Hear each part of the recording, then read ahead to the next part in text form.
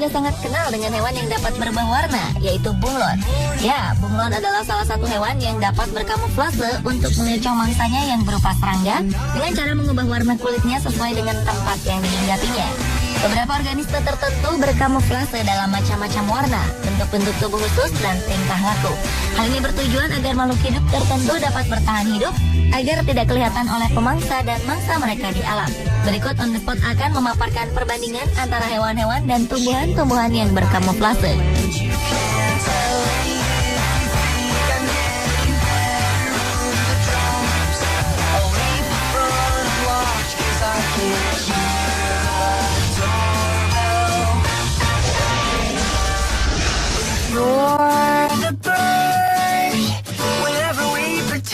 Nightjar adalah sejenis burung nokturnal, yakni termasuk hewan yang biasa tidur pada siang hari dan aktif pada malam hari. Burung nightjar atau sering juga disebut goatsucker, karena menurut mitos mereka sering berada di dekat kambing untuk mencuri susu kambing, adalah salah satu hewan yang dapat berkamuflase. Kebanyakan burung nightjar bersarang di tanah untuk berkamuflase seperti tanah, karena warna bulunya yang menyerupai tanah. Mereka biasa berkamuflase untuk berburu mangsa seperti ngengat, kumbang, dan lalat. Mereka menunjukkan kelincahan dan mengeksekusi mangsanya dengan cepat.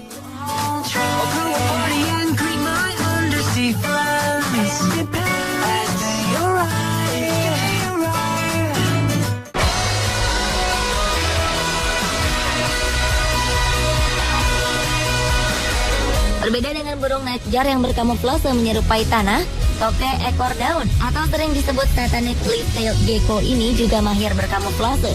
Seperti namanya, toke ekor daun ini memiliki kemampuan untuk mengubah warna tubuhnya menjadi serupa dengan daun di sekitarnya. Hewan reptil yang habitatnya berada di kawasan Afrika Tengah dan Timur ini juga mampu tumbuh panjang hingga 9 cm dan sering ditemui di pepohonan.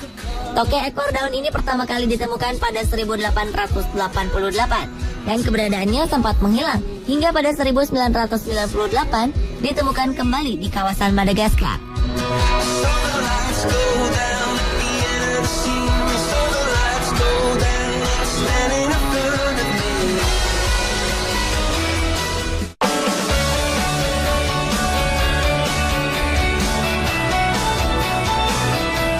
Berbeda dengan dua hewan sebelumnya yang dapat berkamuflase menyerupai tanah dan daun, hewan satu ini mahir berkamuflase dengan cara menyerupai ranting pohon.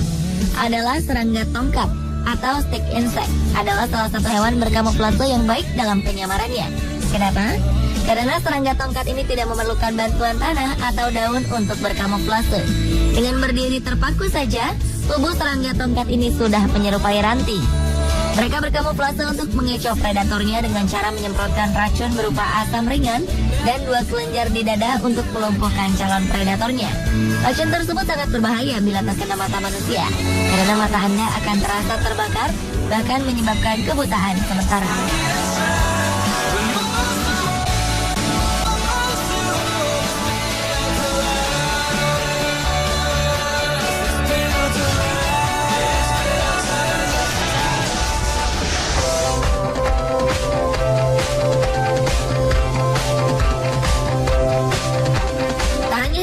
Di darat saja yang bisa berkamuflase.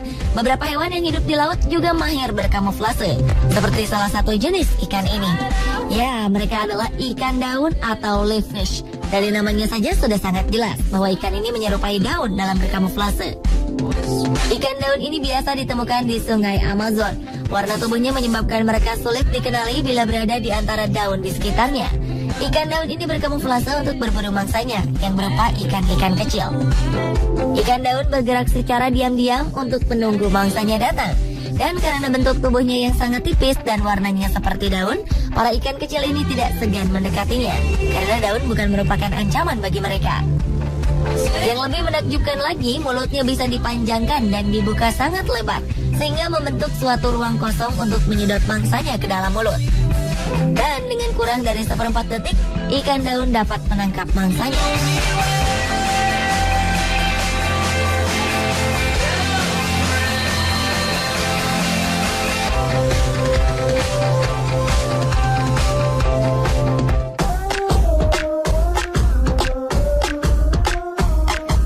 Berbeda dengan ikan daun, ikan batu karang atau stonefish ini menyerupai batu karang seperti namanya dalam berkamuflase guna mengelabui mangsanya.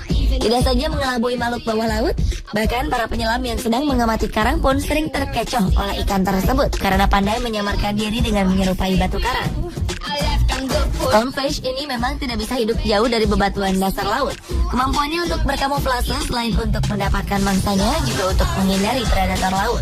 Ikan ini dapat ditemui di kawasan Samudra Hindia.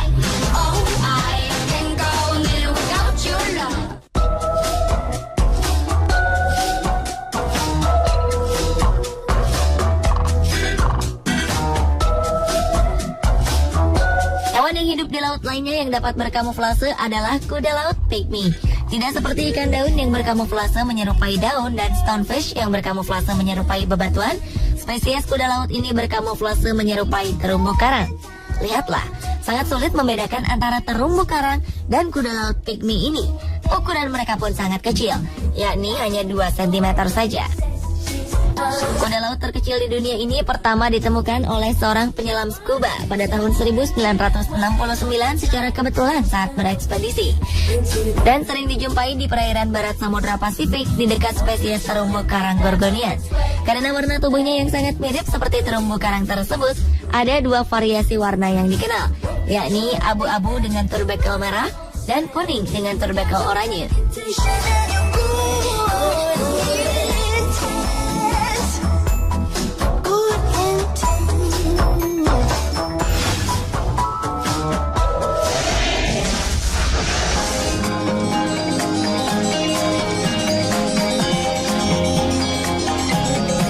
Tak hanya hewan yang mahir dalam berkamuflase, beberapa tumbuhan pun memiliki kemampuan berkamuflase, antara lain bunga anggrek. Banyak yang tidak tahu mengenai kemampuan berkamuflase dari anggrek ini. Anggrek dapat menipu serangga untuk membantu penyerbukan mereka. Bagian bunga anggrek yang berbentuk dan berwarna mirip serangga diharapkan mampu menarik perhatian serangga. Dan ketika serangga itu tertarik, anggrek lalu melepaskan serbuk sari dan menempel pada serangga tersebut sampai akhirnya terbang untuk menemukan anggrek lain.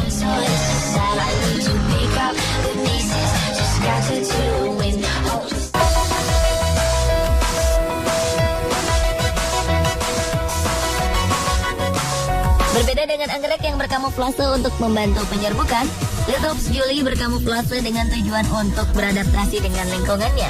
Lithops juli yang biasa tumbuh di lingkungan yang sangat panas dan kering seperti Afrika Selatan, berkamuflase dengan lingkungannya yang tropis. Umumnya tumbuhan ini berwarna hijau, namun mereka bisa berubah warna menjadi kecoklatan seperti kerikil. Oleh karena itu, Lithops juli disebut tumbuhan kerikil.